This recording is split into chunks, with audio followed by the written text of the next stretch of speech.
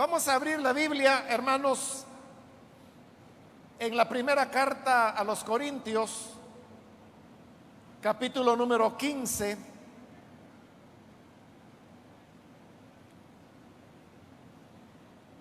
Ahí es donde nos encontramos en este estudio que tenemos ya bastante tiempo de venir realizando en esta primera carta a los Corintios. Y vamos a leer los versículos que corresponden en la continuación del estudio que estamos desarrollando.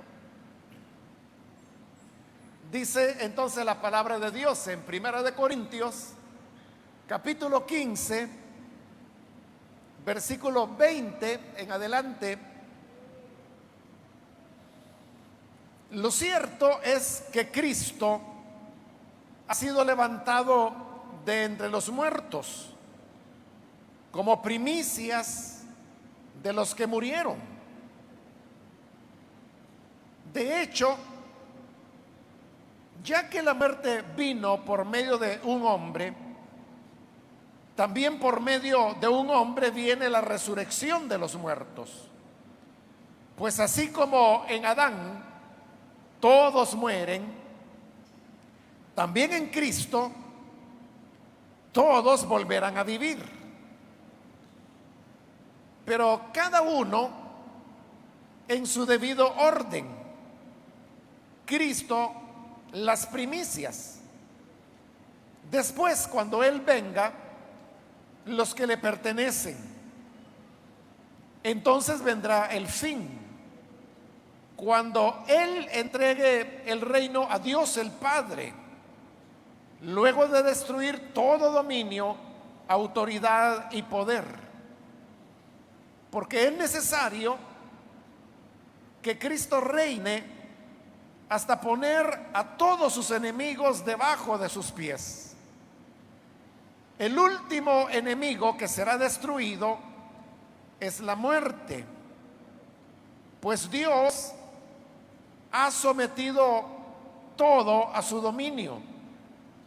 Al decir que todo ha quedado sometido a su dominio, es claro que no se incluye a Dios mismo, quien todo lo sujetó a Cristo.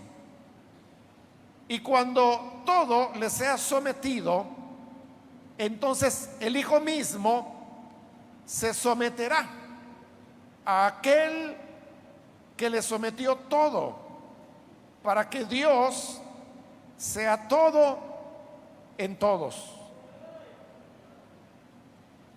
Hasta ahí vamos a dejar la lectura. Hermanos, pueden tomar sus asientos, por favor.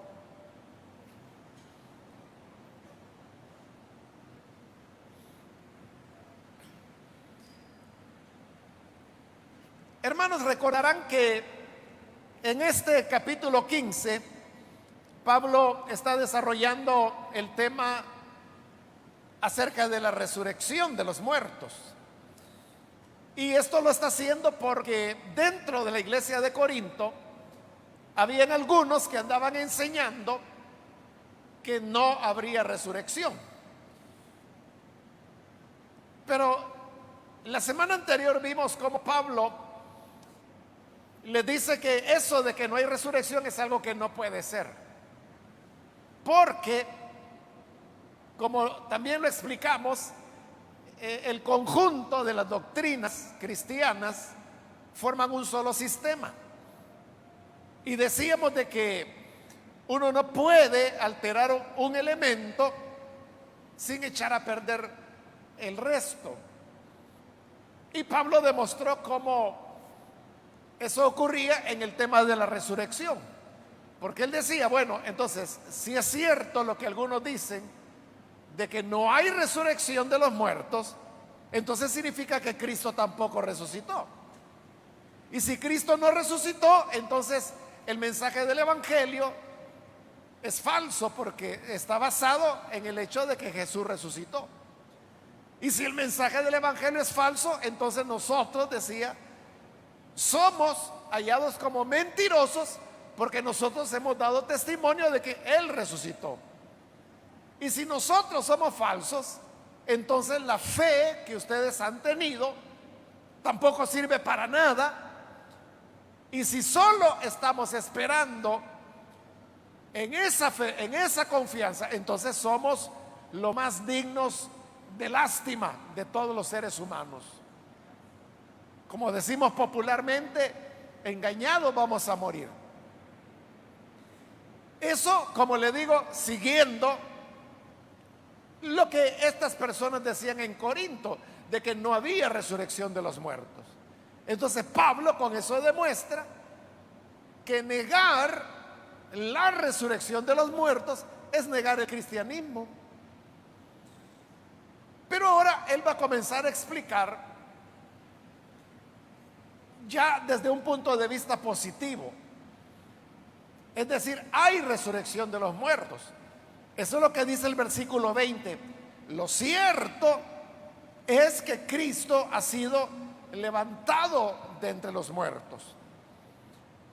Pero entonces uno podría decir, bueno, sí, Él resucitó porque Él era el Cristo, era el Mesías, Él era un Dios hombre, en cambio nosotros solamente somos humanos. Pero ahora Pablo, en los versículos que hemos leído, va a explicar por qué razón, si Cristo resucitó, entonces todos los seres humanos también resucitaremos de la muerte. Es que vea, lo que estas personas en Corinto decían es que no había resurrección de los muertos, pero refiriéndose a que nosotros los creyentes, ellos decían, no vamos a resucitar. Nunca se pusieron a pensar que había una relación entre la resurrección del creyente con la resurrección de Cristo, que es lo que Pablo les señaló, ¿verdad? Si no hay resurrección de los muertos, entonces tampoco Cristo resucitó. Entonces note, Pablo se movió de lo que algunos enseñaban en Corinto, diciendo que no había resurrección, y lo aplicó al Señor Jesús. Pero ahora Pablo ha demostrado que Jesús sí resucitó. Ya habiendo demostrado que Jesús resucitó, y eso nadie lo negaba, entonces hoy esto lo va a aplicar a los seres humanos. Es decir, que el primer movimiento que él hizo de los humanos hacia Cristo, hoy va al contrario, ¿verdad? De Cristo hacia los humanos. Está partiendo de lo que ya demostró, que Cristo ha resucitado. Pero eso aparentemente no tiene nada que ver con la resurrección de los creyentes, porque como le dije, bueno, Él resucitó, pero Él era el Cristo, nosotros no. Pero hoy Pablo va a demostrar teológicamente por qué, si aceptamos que Cristo resucitó, también tenemos que aceptar que los seres humanos vamos a resucitar. Entonces, de nuevo, el versículo 20. Lo cierto es que Cristo ha sido levantado de entre los muertos, como primicias de los que murieron. Ahí Pablo está tocando un concepto importante, que es el tema de las primicias. Pero lo vamos a dejar en pausa, porque lo vuelve a mencionar más adelante y ahí se lo voy a explicar. Ahora, después que él ha dicho que Cristo se ha levantado de entre los muertos, en el versículo 21 dice, de hecho, ya que la muerte vino por medio de un hombre, también por medio de un hombre viene la resurrección de los muertos. Esto que Pablo está diciendo, hermanos, era parte de cómo era la cultura entre los pueblos donde Dios entregó su revelación y los libros de la Biblia fueron escritos, tanto los del Antiguo como los del Nuevo Testamento. De lo que Pablo está hablando acá era de un concepto cultural que las personas tenían, y es lo que se llama el sentido corporativo, que no tiene nada que ver con corporaciones empresariales, sino que es corporativo en el sentido de que en la cultura bíblica las personas no somos vistas como individuales, sino como parte de un cuerpo mayor. Por eso se habla de un sentido corporativo, porque somos como una corporación. Tomemos el ejemplo de la iglesia. La iglesia en el Nuevo Testamento se compara básicamente con dos cosas. La primera la hemos visto en esta primera carta a los Corintios, en el capítulo 12, cuando Pablo compara a la iglesia con el cuerpo, y donde dice que cada uno somos miembros del cuerpo. El cuerpo, estamos hablando del cuerpo físico, es uno solo, pero que está formado por las manos, los brazos, los pies, la cabeza, los ojos, los oídos, la boca, etcétera. Y si uno pregunta, ¿qué es la mano? Ah, es una parte del cuerpo. ¿Y qué es el pie? Es una parte del cuerpo. ¿Y qué es el hombro? Es una parte del cuerpo. ¿Y qué son los ojos? Es una parte del cuerpo. Entonces, todo es parte del cuerpo. Forma, ahí lo tiene de nuevo, una corporación, es un cuerpo. Varios miembros, pero formando un solo cuerpo. Así se explican las palabras de Pablo, pero en su carta a los Romanos, cuando él dice que cuando un miembro se duele, todas las iglesias, todo el cuerpo se duele con él. Y cuando un miembro se alegra, todo el cuerpo se alegra con él. Porque así es en nuestro cuerpo físico, que si usted se hiere una mano, se hace una herida, usted dirá, bueno, eso fue en la mano, pero eso no me afecta el cerebro, no me afecta la otra mano. Eso dice uno hasta en el momento en que es usted el herido. Y entonces usted comienza a darse cuenta qué importante es una mano, porque como la tiene herida no la puede utilizar. Y ve cómo afecta a las otras partes del cuerpo, porque es lógico, ¿verdad? Es el mismo cuerpo. Nosotros, por ejemplo, hacemos mucho énfasis en el tema de la salvación personal, ¿verdad? Así decimos, ¿verdad? Recibir a Jesús como Salvador personal. Entonces estamos haciendo un énfasis en que yo o usted, ¿verdad? Tiene que usted encontrarse con Jesús. Pero en las Escrituras no era así, sino que era las corporaciones, o digamos las comunidades, los cuerpos a los cuales la persona pertenecía. Por eso es que allá en Hechos capítulo 16, cuando Pablo y Silas son colocados en la cárcel en Filipos, y viene el terremoto y las puertas de las prisiones se abren, y entonces el carcelero pensó que los presos aprovecharon y que habían escapado, y por lo tanto a él se lo iban a reclamar. Entonces él dijo, antes que vengan los soldados romanos y me maten, mejor me quito yo la vida, y se iba a suicidar. Cuando Pedro lo ve y le ve la intención de quererse quitar la vida, entonces viene Pablo y le dice, no te hagas ningún daño, todos estamos aquí, nadie ha huido. Y el carcelero tembloroso, dice la Biblia, llega y es cuando les pregunta, ¿qué debo hacer para ser salvo?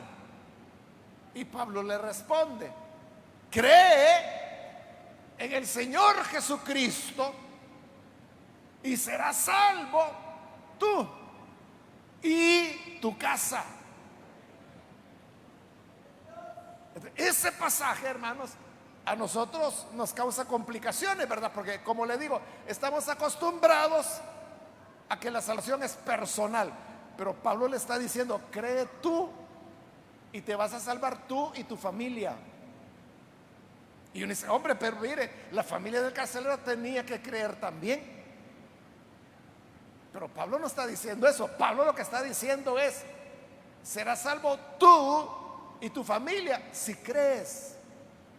Por la fe de él, sería salvo él y su familia. Ahí está.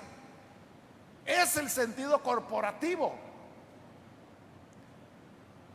Eso, hermano, eso duró por mucho tiempo, incluso llegó hasta la Edad Media,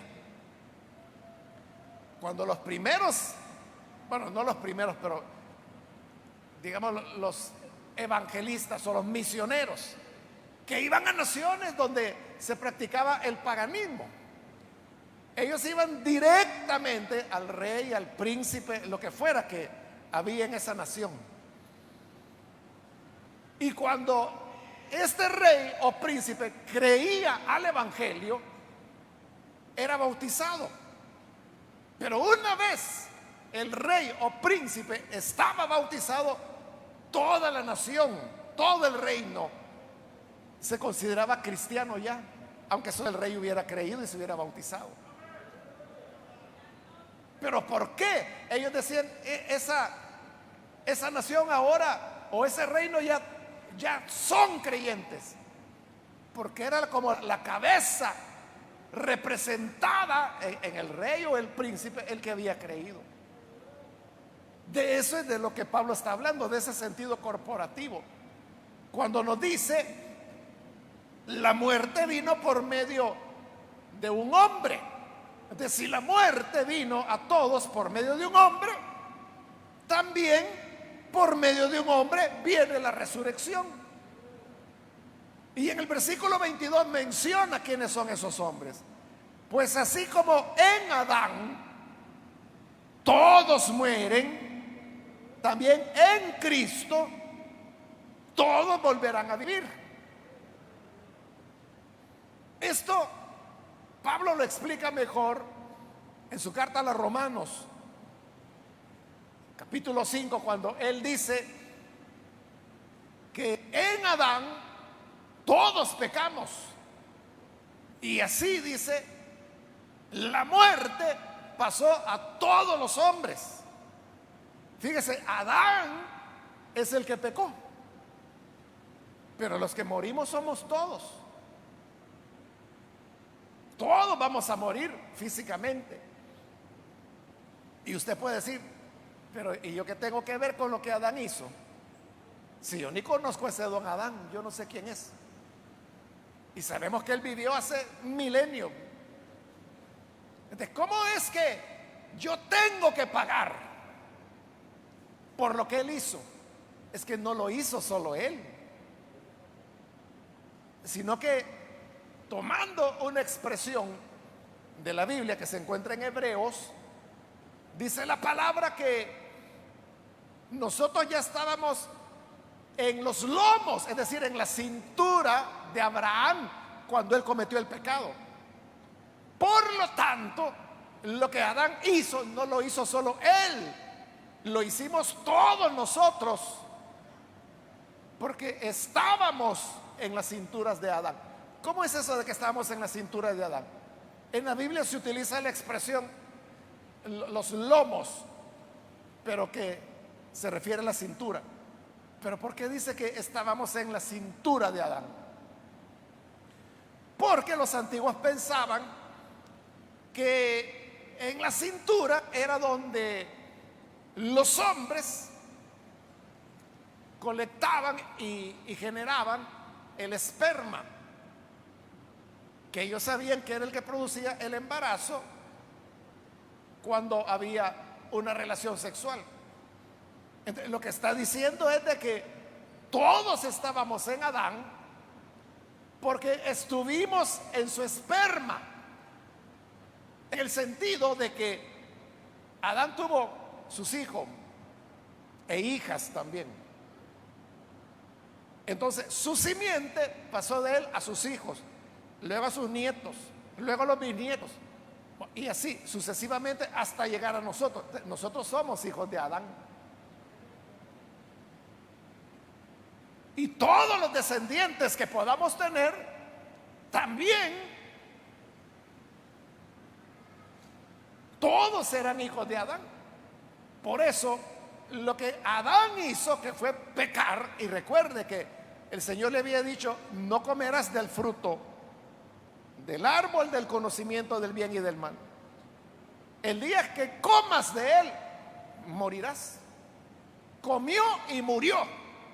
Pero como nosotros estábamos en sus espaldas cuando él murió, por eso es que todos, el pecado pasó a nosotros. Y así vino la muerte sobre todos. Entonces, nótelo. Lo que un hombre hizo nos afecta a toda la humanidad.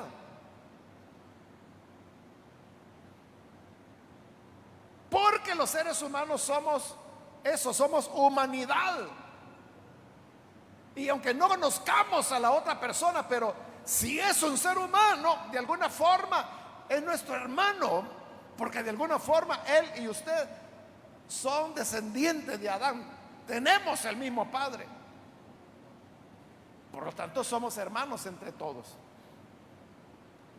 Cuando algo le ocurre a un ser humano, eso nos afecta a todos. Cuando a un ser humano se le maltrata, eso nos afecta a todos. Cuando a un ser humano se le daña, se le humilla, eso nos afecta a todos. Ese es el sentido corporativo de la Biblia. Ahora, así como por un hombre que fue Adán vino la muerte a toda la humanidad, hoy dice de igual manera, en Cristo todos volverán a vivir, porque Cristo hizo lo contrario de Adán. Adán desobedeció, Cristo obedeció. Al pecar, Adán murió. Cristo no pecó, por lo tanto no tenía que morir, pero murió para poder llevar nuestros pecados y cancelar esa deuda que viene desde Adán. Y luego Cristo resucita. Entonces, en Cristo, que es la cabeza de la nueva humanidad, todos somos resucitados en Él. Porque así como por un hombre la muerte vino a todos los hombres, por medio de Cristo la resurrección viene a todos los hombres. Con lo dicho hasta ahí, hermano, ya Pablo ya demostró. ¿Por qué? Lo que decíamos, ¿verdad? Que si Jesús resucitó, ¿esto qué implica para los hombres? Que todos vamos a resucitar. Porque Jesús fue hombre. Porque Él se encarnó. Continúa en el versículo 23, dice: pero cada uno en su debido orden. Porque uno puede decir: vaya, está bien, Cristo murió y resucitó, y por lo tanto todos nosotros resucitaremos. Pero entonces, ¿por qué nos resucitamos? ¿Por qué nos resucitamos?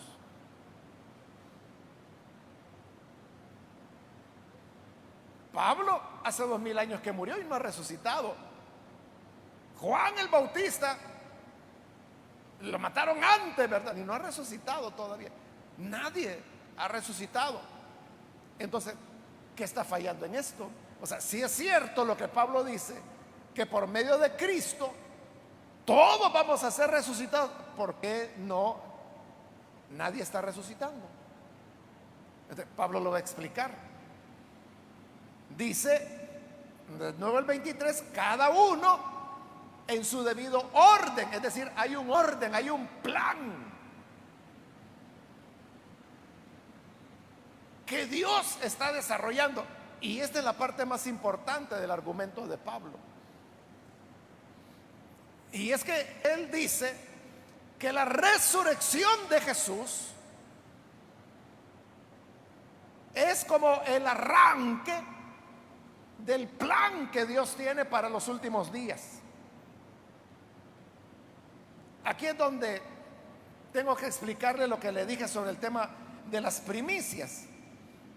Porque dice de nuevo el 23, cada uno en su debido orden. Cristo las primicias. Ahí está de nuevo la palabra. ¿Qué eran las primicias?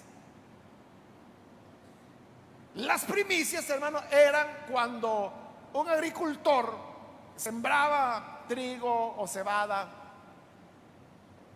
Podía ser también higos, podían ser, hermano, uvas para los que eran viñadores. Pero cuando venía la época de la cosecha, las primeras uvas o los primeros higos o las primeras espigas de trigo que la tierra daba, que surgían, esos primeros frutos, eso es lo que se llamaba las primicias. Entonces, la ley de Moisés decía que el agricultor tenía que cortar las primeras espigas o primeras uvas o primeras higos, dependiendo que fuera, o cebada, si era cebada. Y esto que eran las primicias, se le ofrecían como una ofrenda al Señor, se le daban a Él. Porque esas primicias estaban anunciando que ya venía la cosecha. Entonces, era como agradecerle a Dios por anticipado. Como decirle, mira, Señor, ahorita solo estas 6 espigas han salido, pero yo sé que ya viene el resto. Pero estoy tan agradecido por esa cosecha que viene, que aquí te traigo las primeras espigas. Y las entregamos como primicia. Entonces, cuando dice que Cristo es las primicias, significa que viene, hermanos, una gran cosecha de resurrección de entre los muertos. La gran cosecha de la resurrección viene, pero Jesús es las primicias, es decir, Él fue el primero de entre los muertos en resucitar. Pero como en las primicias, es como la muestra de lo que viene después. Y es exactamente lo que dice el versículo 23. Leámoslo otra vez. Cada uno en su debido orden. Cristo las primicias. Después, cuando Él venga, es decir, cuando el Señor venga, los que le pertenecen, entonces será el momento de que su pueblo resucite. Cuando Él venga. El otro aspecto importante sobre la primicia, hermano, es de que, como se lo dije hace un momentito, a partir de la resurrección de Cristo, ahí comenzó a desatarse, digamos, el plan que Dios tiene para el futuro. Los eventos que vienen en el futuro, en teología se le llama escatología, que significa el estudio de las últimas cosas. En escatología se estudia cosas como el arrebatamiento de la iglesia, la segunda venida de Cristo, la gran tribulación, el reino milenial, la eternidad futura. Eso es escatología. En teología. En medicina significa una cosa muy diferente.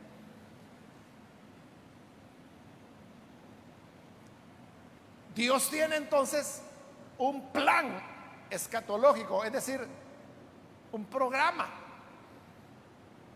Y el primer acto, digamos, de ese programa es la resurrección de Cristo.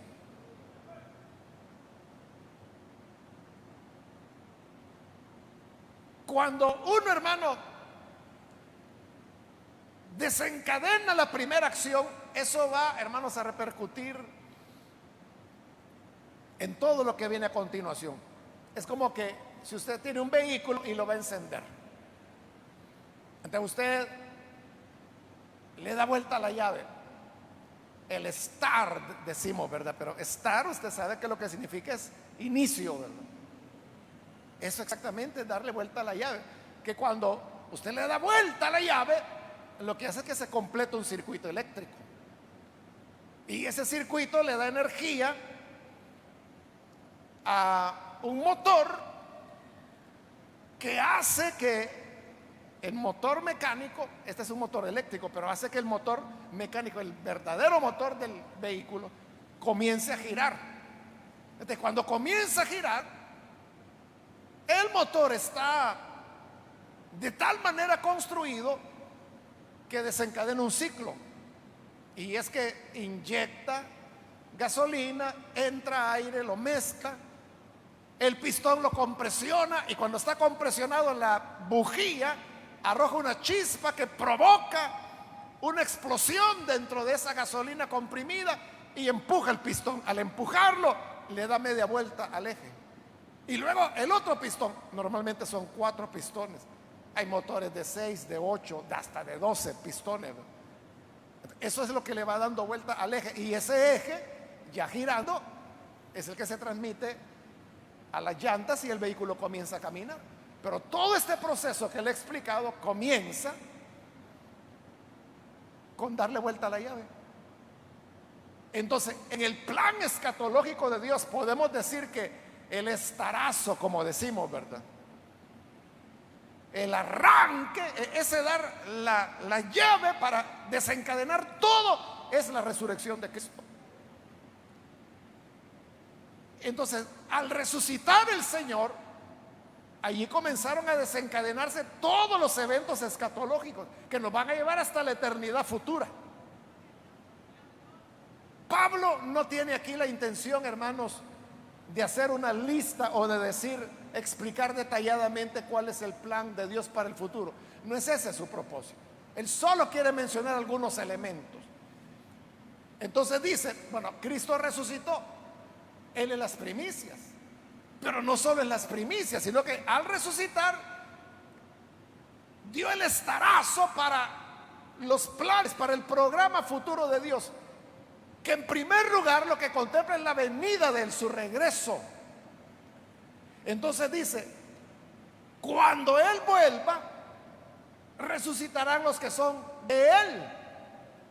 Por eso es que, aunque creemos en Él y a través de Cristo vino la vida de resurrección, nadie ha resucitado. ¿Por qué? Porque en el plan de Dios es hasta que Él venga de regreso. Cuando Cristo venga, los que son de Él resucitarán. Pero no termina ahí el plan futuro de Dios, sino que dice, versículo 24, entonces vendrá el fin. Ahí está dando un gran salto Pablo, porque como le digo, él no está haciendo la lista de los eventos, solo está señalando lo que le interesa. Entonces dice, número 1, Jesús resucita. Número 2, Jesús vuelve. Entonces los que son de Él resucitan. Número 4, vendrá el fin, cuando Él entregue el reino a Dios el Padre, luego de destruir todo dominio, autoridad y poder. Eso de que Jesús le va a entregar al Padre el reino significa que Jesús lo ha recibido antes. Es decir, que estamos hablando del final del milenio, ¿verdad? Que es el reino de Cristo. Entonces, cuando terminen esos 1000 años, dice que el reino se lo va a entregar al Padre, porque ya Jesús habrá suprimido todo dominio, toda autoridad, todo poder. Versículo 25, porque es necesario que Cristo reine hasta poner a todos sus enemigos debajo de sus pies. Eso es lo que dice el libro de los Salmos, donde Dios le promete a su Hijo que va a colocar a sus enemigos como estrado de sus pies, es decir, como el banquito donde Él va a apoyar sus pies. Él pone a sus enemigos debajo de sus pies. ¿Y quiénes son los enemigos? Es el mundo, es Satanás, son los demonios. Pero hay otro enemigo más, que se llama muerte. Y la muerte, dice Pablo acá, es el último enemigo que será destruido. Versículo 26. 26 dice, el último enemigo que será destruido es la muerte. Entonces, oiga lo que, nota el argumento de Pablo, ¿verdad? Uno aquí corre el peligro que por ver detalles deja de ver la idea principal que Pablo está queriendo señalar. La idea principal es Cristo como primicias, es la llave de encendido que desencadena el plan profético o escatológico de Dios. Y ese plan escatológico va a terminar con la derrota de la muerte. Pero ¿cuándo es que la muerte es derrotada? Cuando ya nadie se muera. Sí, cuando ya nadie se muera, pero hay otro detalle más, que los que sí se llevó la muerte,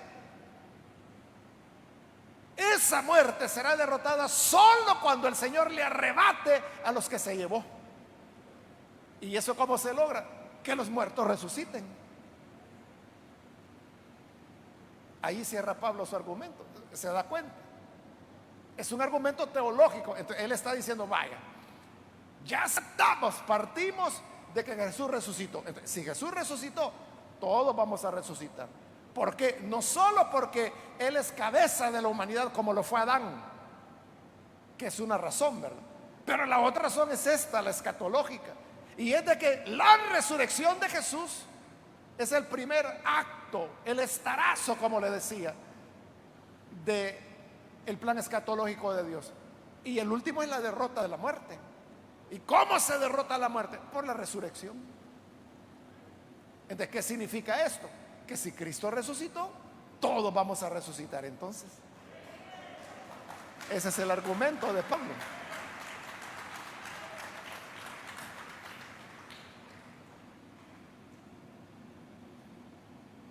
Versículo 27. Pues Dios ha sometido todo a su dominio. Entonces, si la muerte también estará bajo el dominio del Señor, no es posible que los muertos estén muertos para siempre, porque entonces la muerte no habría sido derrotada, sería una ganancia de la muerte. Es como que la muerte dijera, vaya, está bien, me vas a destruir, pero me llevé a varios millones. El Señor no le va a conceder eso, porque dice que todo.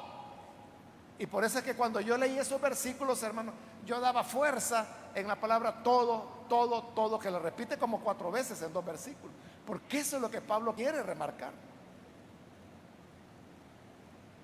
de que el dominio es sobre todo. Entonces, si es sobre todo, debe ser sobre la muerte, en todas las manifestaciones que la muerte tiene. ¿Y cuáles son esas manifestaciones? Que tiene millones en los cementerios, en los mares, en las montañas.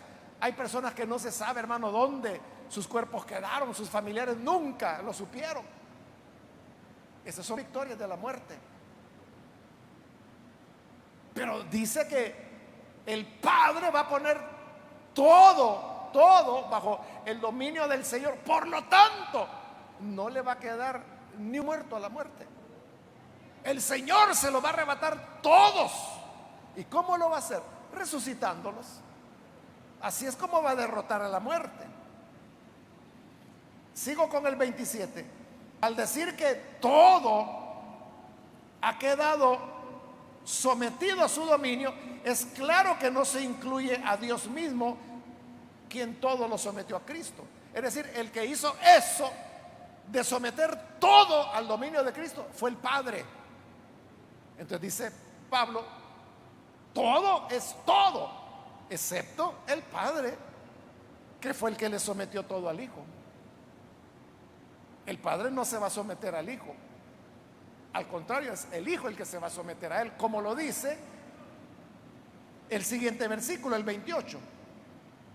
Y cuando todo le sea sometido, es decir, cuando Jesús sea el que tenga el dominio de todo y haya derrotado la muerte, entonces el Hijo mismo se someterá a aquel que le sometió todo. ¿Y quién fue el que le sometió todo? El Padre. Entonces, el Hijo se someterá al Padre, y así dice Pablo, se va a alcanzar el hecho de que Dios sea todo en todos. Entonces, Dios será el Dios de Jesús, el Dios de su Hijo, el Dios del reino, el Dios que derrotó la muerte, el Dios que puso la vida, el Dios de los resucitados. Él será el Dios de todo en todos, para que Él sea el único que reciba alabanza.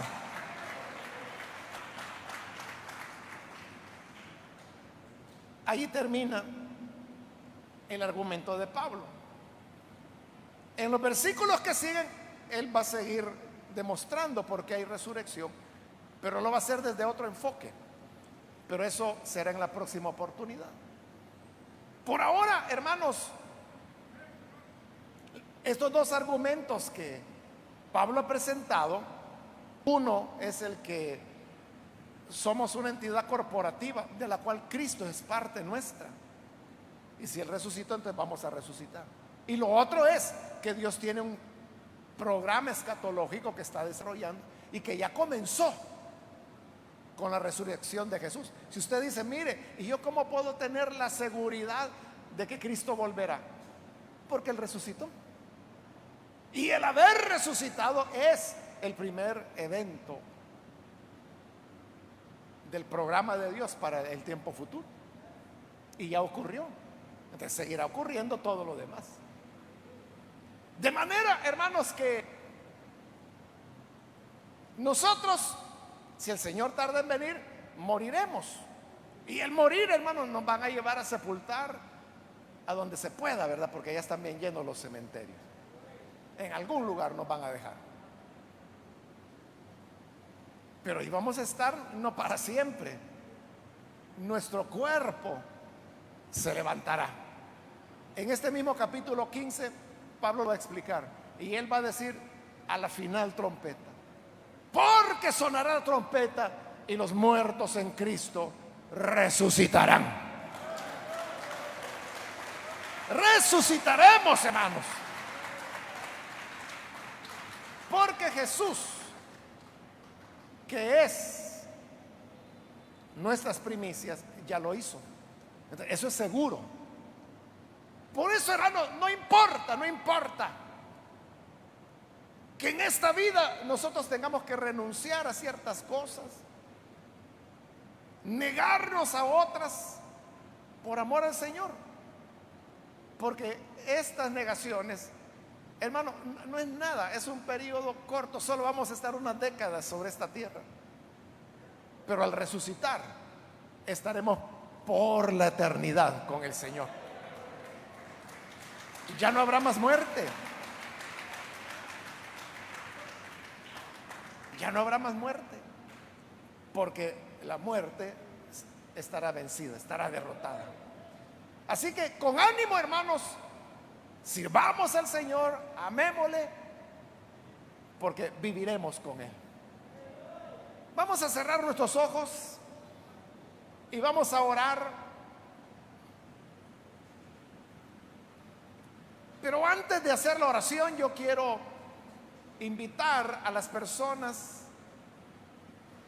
que todavía no han recibido al Señor Jesús como su Salvador.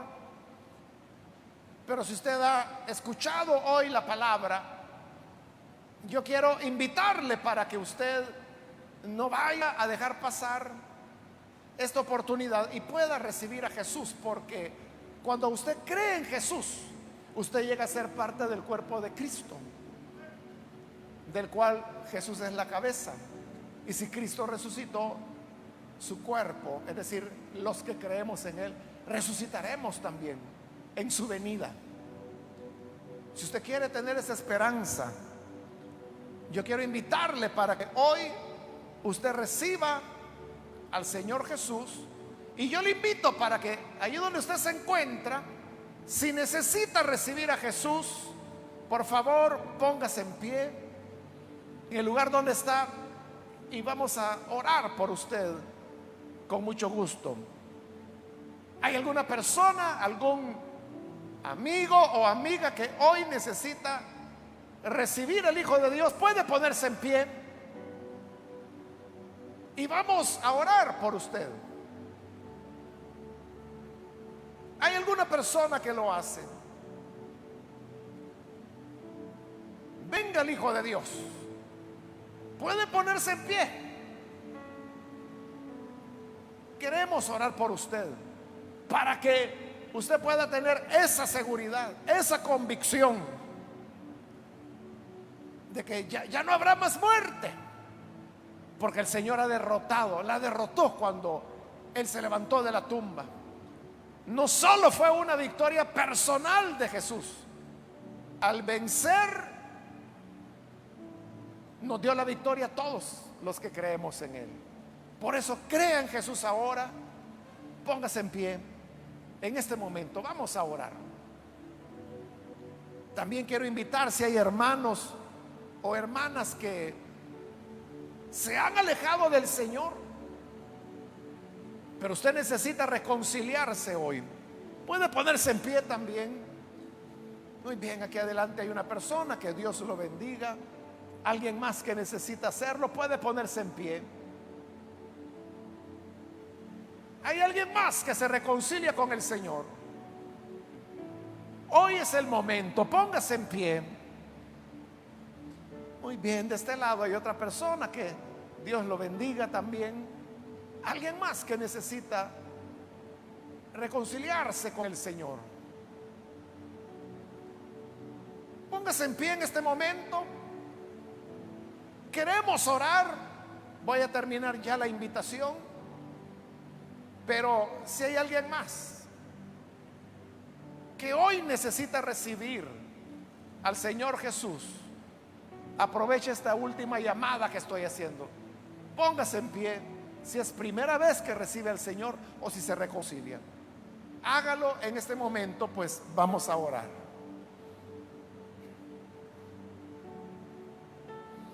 A usted que nos ve por televisión, quiero invitarle para que se una con las personas que aquí están recibiendo a Jesús y oremos. Vamos a orar por usted. Únase a nosotros.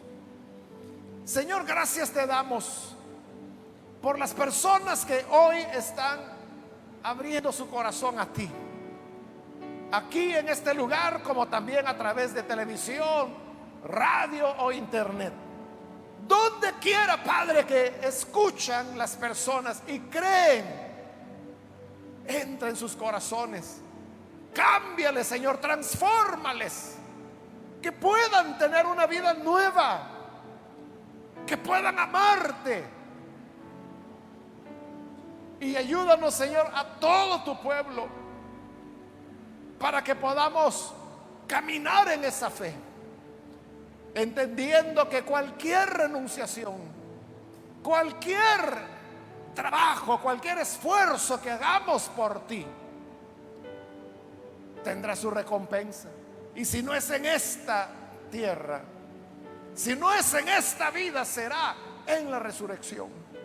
Gracias, porque hacia eso vamos, y eso nos alienta y nos anima a seguirte cada día de nuestra vida. Esta es nuestra oración en el nombre de Jesucristo, nuestro Salvador. Amén y amén.